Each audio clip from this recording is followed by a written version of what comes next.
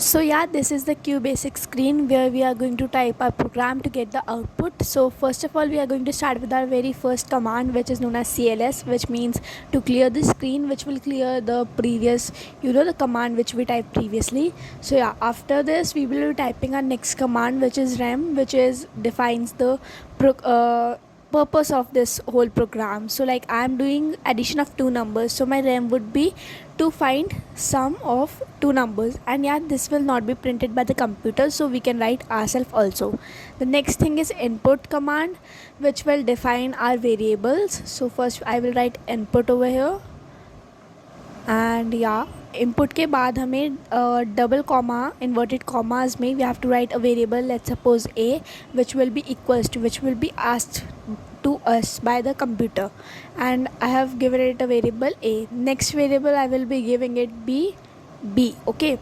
And after this, what we will do, like it's addition, so obviously a plus b will be equals to third variable, which is c. So I'll be writing here, let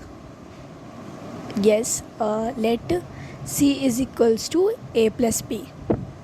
After which my command, I will print it. So I will give it the print command and write print. I want a line over here in double inverted comma. I will write addition of two number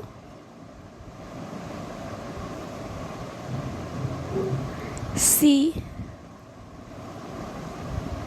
is equals to double inverted comma stopped, and then comma, and then c. And then in the next line I will write my last, which is end command.